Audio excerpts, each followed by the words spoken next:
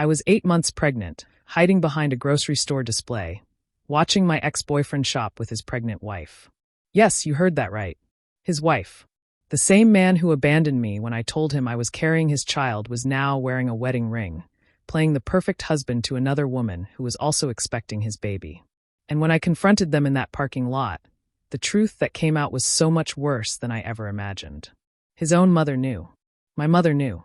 Everyone knew except me. This is the story of how that moment of betrayal became the moment I found my strength. Stay with me, because what happened next changed my life forever. Welcome to Reality Stories Hub. While you are here, please hit the subscribe button and comment your view on the story and where you're watching from. I never imagined my life would turn out this way. Standing here today, looking at my beautiful daughter sleeping peacefully in her crib, I can hardly believe the journey that brought us here. My name is Sarah, and I want to share with you the most painful yet transformative experience of my life. It's a story about love, betrayal, and discovering a strength I never knew I had. It all began about 1.5 years ago in Seattle, Washington. I was working as a dental assistant at a small clinic downtown, living my simple life, and believing that good things come to those who wait. That's when I met Daniel.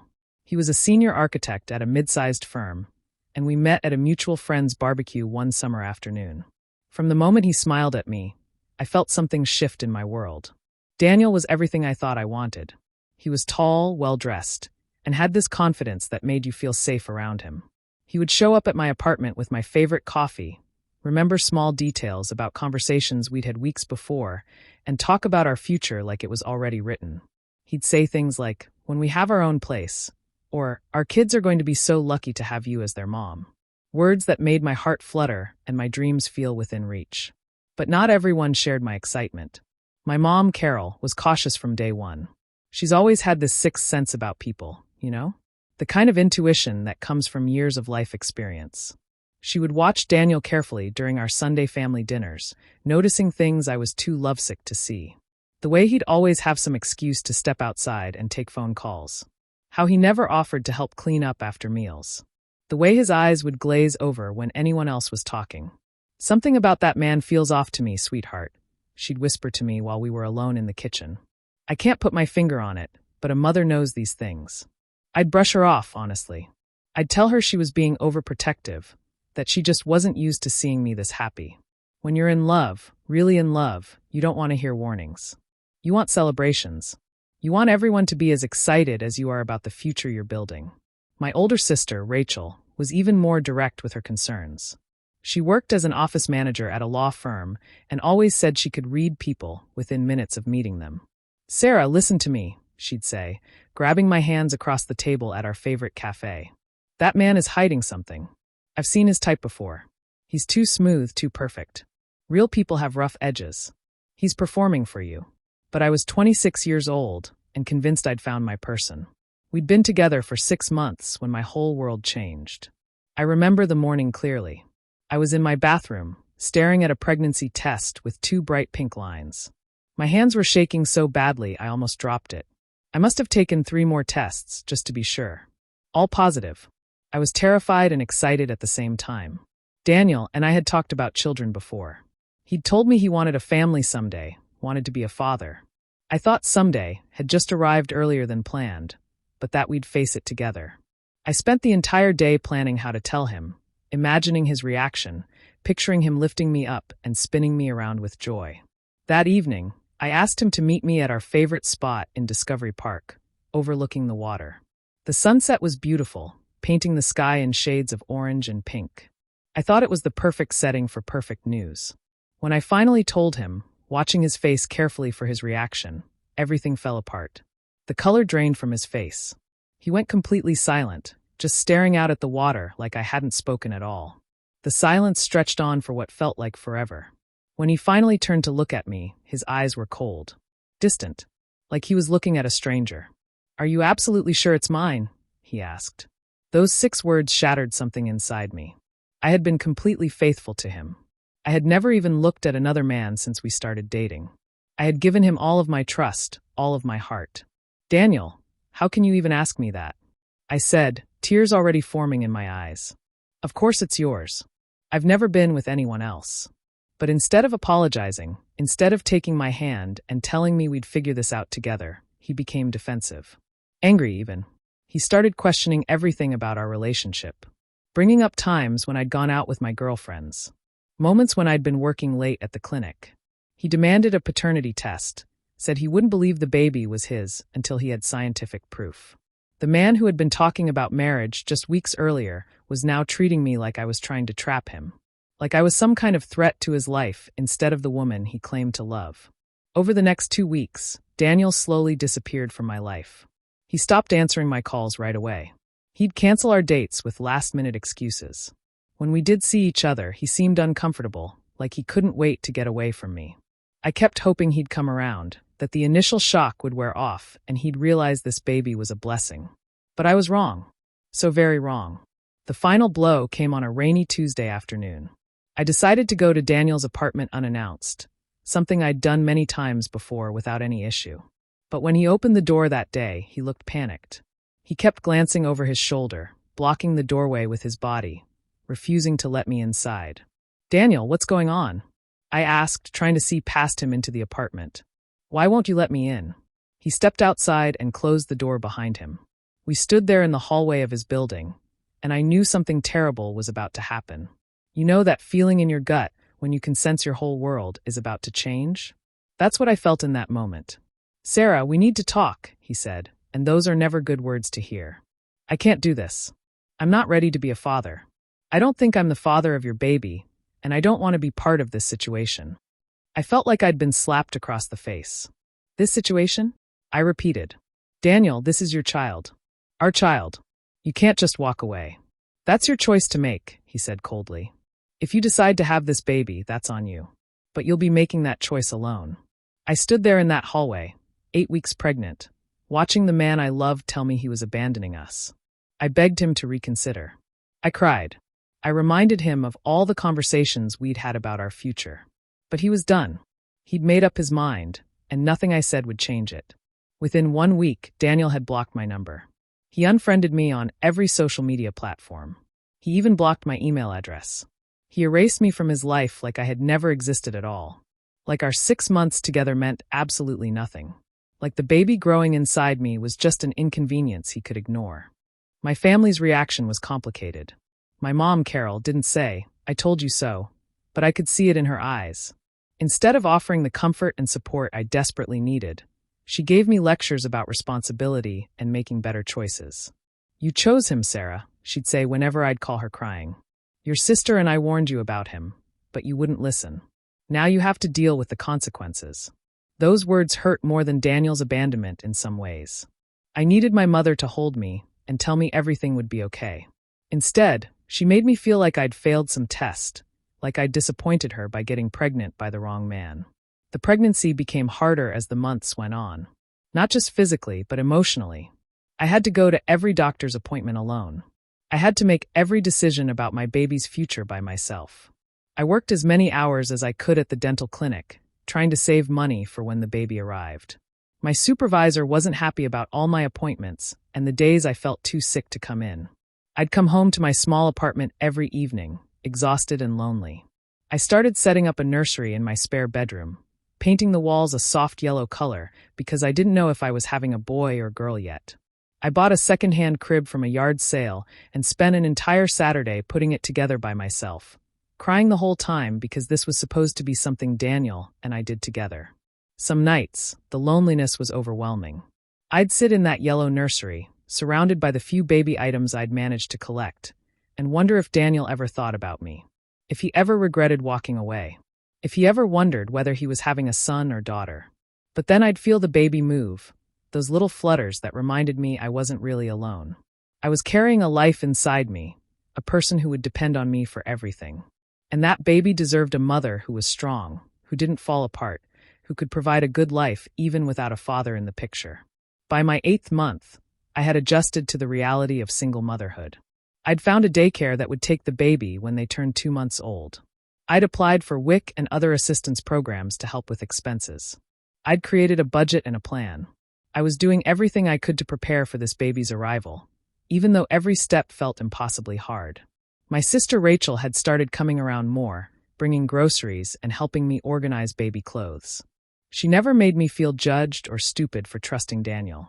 She'd just show up, roll up her sleeves, and help me get ready for motherhood. Those visits were the highlight of my weeks. "You're going to be an amazing mom," Rachel would tell me while we folded tiny onesies together. "This baby is so lucky to have you." I wanted to believe her, but some days the fear was overwhelming. How was I going to do this alone? How was I going to work full-time and raise a child without any help? What if I wasn't enough for this baby? That Tuesday evening in March, I was craving strawberries and chocolate ice cream. It was one of those pregnancy cravings that wouldn't go away until you satisfied it. I drove to the Safeway near my apartment, waddling through the parking lot with one hand supporting my lower back. The store was quiet, which I appreciated. I was tired of people staring at my belly and whispering about the pregnant woman shopping alone. I grabbed a cart and headed toward the produce section, thinking about nothing except those strawberries. And that's when I saw him. Daniel was standing near the bananas, examining them like he was choosing diamonds instead of fruit. For a moment, I thought I was imagining things. It had been 6 months since I'd last seen him, and I'd convinced myself he'd probably left Seattle entirely. But there he was, wearing a nice button-down shirt and looking exactly the same as the day he'd broken my heart. My first instinct was to turn around and leave, to avoid any confrontation and protect myself from more pain. But then I noticed he wasn't alone. There was a woman with him. She was beautiful, with long dark hair and a bright smile. She was wearing a fitted dress, and that's when I saw it. A small but unmistakable baby bump. My heart stopped. This woman was pregnant, and she was shopping with Daniel like they were a regular couple doing regular couple things. I ducked behind a display of apples, my hands gripping the shopping cart so tight my knuckles turned white. I watched them move through the produce section together. Daniel was being attentive, helping her reach items on high shelves, making sure she didn't lift anything heavy. He was laughing at something she said. He was being the boyfriend I'd thought I had, the father I'd needed him to be.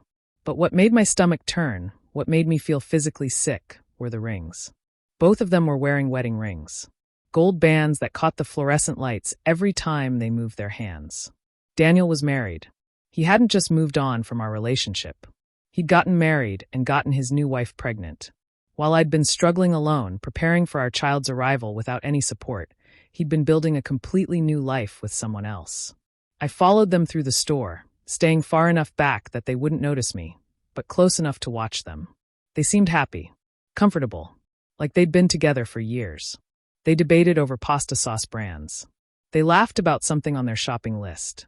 They moved through those aisles like a team, like partners, like everything I'd thought Daniel and I were. This was supposed to be my life. This was supposed to be me, shopping with Daniel for our baby, making plans for our future, wearing his ring on my finger. But instead, I was watching some other woman live the life I'd been promised. Something inside me broke in that moment. Maybe it was 6 months of built-up anger. Maybe it was pregnancy hormones. Maybe it was just the final straw after carrying this weight alone for so long. But I couldn't let them walk away without confronting him. I couldn't let Daniel pretend I didn't exist anymore. I watched them check out and load their groceries into their car in the parking lot. My heart was pounding so hard I could hear it in my ears. My hands were shaking. My whole body felt like it was vibrating with nervous energy. But I made myself walk over to their car. When Daniel looked up from loading grocery bags and saw me approaching, his face went completely white. For just a second, he looked terrified, like he'd seen a ghost. "Sarah," he said, and my name came out like a whisper. His wife looked between us, clearly confused about who I was and why her husband looked like he was about to faint. "Daniel, who is this?" she asked, getting out of the car. She was even more beautiful up close, with kind eyes and a friendly face. When she saw how pregnant I was, her expression changed from confusion to shock. I looked directly at her, ignoring Daniel completely. "My name is Sarah," I said, keeping my voice as steady as I could. "And I'm 8 months pregnant with your husband's baby." The words hung in the air between us. The wife, who I'd learned was named Jennifer, actually stumbled backward. She grabbed onto the car door to steady herself. I could see her mind racing, trying to make sense of what I'd just said. Daniel immediately stepped between us, his hands up like he was trying to stop a fight. "Jennifer, don't listen to her," he said quickly. "She's been harassing me for months with these crazy lies. I told you about her, remember? The ex-girlfriend who claimed she was pregnant but then lost the baby? She's not well. But Jennifer wasn't looking at Daniel. She was staring at my very pregnant belly, then glancing at her own smaller bump, then back at me. I could see her doing the math in her head, and the numbers clearly weren't adding up in Daniel's favor. "You told me she lost the baby," Jennifer said quietly, her voice shaking.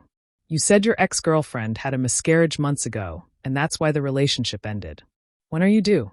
Jennifer asked me directly, ignoring Daniel completely. 2 weeks, I answered. "I'm due in 2 weeks." "I'm 4 months along," Jennifer said, almost to herself. She looked at Daniel with an expression of horror and betrayal. "We got married 3 months ago." The timeline was devastating and clear. Daniel had left me when I was 2 months pregnant. Then he'd immediately started dating Jennifer, gotten her pregnant, and married her, all while I was struggling through my pregnancy alone. He'd been living a double life. Or maybe I'd been the side relationship all along, and I just hadn't known it. But then Jennifer said something that made my blood run cold and revealed just how deep this betrayal went. "Your mother, Patricia, was so involved in planning our wedding," Jennifer said, her voice getting stronger as the pieces clicked together in her mind. "She kept talking about how excited she was to finally become a grandmother. She said you'd never gotten anyone pregnant before, and she was so happy her first grandchild would be born into a loving marriage." Her first grandchild. Those 3 words hit me like a punch to the chest. Daniel's mother knew about my pregnancy. She'd known when she helped plan his wedding to Jennifer. She'd known when she celebrated Jennifer's pregnancy announcement. The entire family had been part of this deception, erasing me and my baby from existence, so Daniel could start fresh with his new wife. "If this baby isn't yours, then why do you look so terrified right now?" Jennifer asked Daniel, her voice rising. "If she's lying like you say, then why aren't you angry? Why do you look guilty?" Daniel started talking fast, trying to explain, trying to spin more lies. But he was panicking now, and panic makes people sloppy. He kept contradicting himself, changing details of his story, making claims that were obviously false. First he said he barely knew me, then he said we'd dated briefly. First he said I'd lost the baby, then he said I'd never been pregnant at all. The lies were piling up so high even he couldn't keep track of them. I pulled out my phone with shaking hands and called my mom. When she answered, I could hear her TV in the background. She sounded annoyed that I was calling during her show. "Sarah, what's wrong? You sound upset. Did you know Daniel got married?" I asked her directly, my voice breaking. There was a long pause on the other end. Too long. "I'd heard some talk around the neighborhood," she finally admitted. "But I didn't want to stress you out when you're so close to having the baby. I thought it was better if you didn't know." I hung up without saying goodbye. Even my own mother had known about Daniel's marriage and had decided to keep me in the dark about it. Everyone around me had thought they knew what was best for me, deciding that comfortable lies were better than painful truths. That's when Patricia showed up. I knew Daniel had called his mother for backup because she arrived within minutes, pulling into the parking lot like she was arriving at a battle she was prepared to win. "Daniel, what on earth is happening here?" Patricia demanded, looking around at all of us like we were causing an unnecessary scene in this grocery store parking lot. "This is all just a misunderstanding," she said with forced cheerfulness, turning to me. "Sarah, honey, you need to leave my son and his wife alone. Daniel has moved on with his life, and you should do the same. Your son got me pregnant and then abandoned me," I said, looking directly into her eyes. "And you knew about it when you helped plan his wedding to another woman." "That baby isn't my son's child," Patricia said firmly, but she wouldn't maintain eye contact with me when she said it. Her gaze kept shifting to the ground, to Daniel, to anywhere but my face. "Then why did you refuse to return my calls when I tried to tell you about your grandchild?" I asked. "I called you 5 times in my first trimester. You blocked my number." Patricia's confident expression began to crack. "Daniel told me you were handling it," she finally said. "He said you were taking care of the situation, and I didn't need to worry about it." The silence that followed was deafening. We all understood what Daniel had told his mother. We all understood what he'd expected me to do with my pregnancy. And we all understood that when I chose to continue my pregnancy, his plan was to simply pretend I didn't exist. For the first time in 6 months, I felt powerful. I stood up straighter, one hand on my belly, and looked at Daniel, his mother, and all the lies they'd built together. "Well, I'm not going anywhere," I said, my voice stronger than it had been in months. "This baby is coming whether you acknowledge her or not. And I'm going to make sure my daughter knows exactly who her father is and exactly how he chose to treat us." That's when I saw Rachel walking across the parking lot toward us. I hadn't called her.